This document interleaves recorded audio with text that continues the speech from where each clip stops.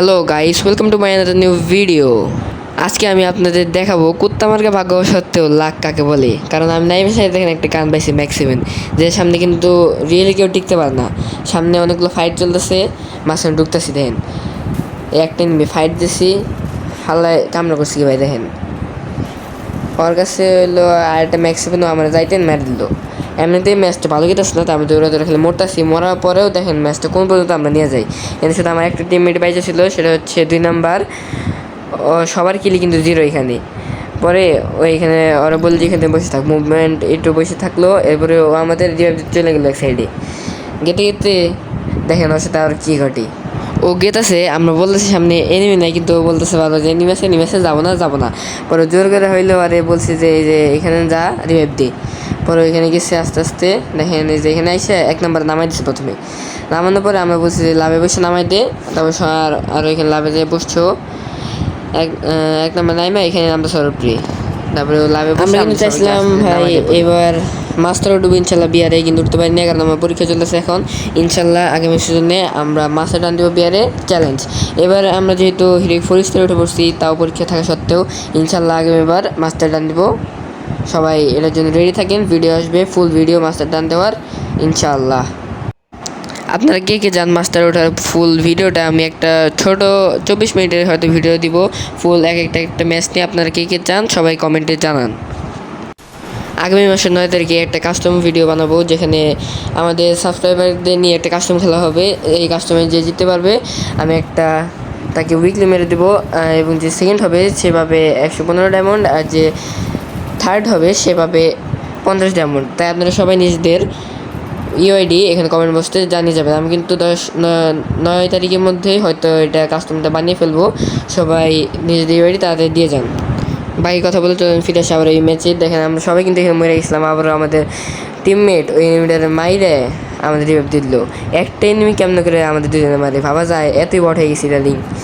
এই ম্যাচটা বুঝলাম না কী লেভেলে খারাপ যায়। তারপর দেখেন আমার মেডিও নেই একটা, ওই হালে আমার পুরা কত 20 এইচপির মতো বানিয়ে দিয়েছিল। ওইখান থেকে এখন আমি এখানে আসছি। আমার টিমমেট না থাকলে এখানে পুরো ম্যাচটা একবারে মারা যেত। সামনে আমরা ফাইট হইতেছিল, ওইখানে এসে পড়ি, সামনে একটা এনিমি, ওটা ড্যামেজ দিছি, ড্যামেজ দিতে ওটা হয়েছে ডাউন। একটা কিল হয়তো আমাদের খাতায় প্রথমবারের মতো একটা কিল উঠলো এই ম্যাচে। এরপর ওখানে আরও অনেক ফাইট চলতেছিল, একটা আগে যাই দেখি এখান থেকে এম পাইতেছিল না। এখানে কিন্তু 4 সাইডে এনিমি আসলো, আমরা কিন্তু মাইন্ডকে চেপে পড়ে গেছি পুরো। বামে এনিমি, ডানে এনিমি, পিছিয়ে এনিমি, সামনে দেখেন টাওয়ারের উপরে হয়তো এনিমি আছে 2-1টা।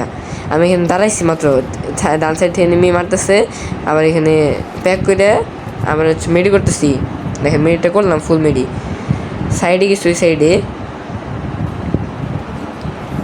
এই সাইডে এসে দাঁড়াইছি, বামে এনিমি, ডানে এনিমি, বামে এনিমি, সব দিকে এনিমি, সামনে এনিমি। ওই ডান সাইডে যে এনিমি ছিল ওটা কিন্তু ওই পাথরের পিছনে গ্লোয়াল মেরে এখন যায় দাঁড়াইছে। ওটাকে এবার এম আনার চেষ্টা করছে, কিন্তু এম হইতেছে না, নিচে বসে রয়েছে। মান না পারে কা বানটা লোক তো ज़्यादा ही প্রো हो गया। পরে আমি ওকং হয়ে এসে পড়ি কভার এই সাইডে।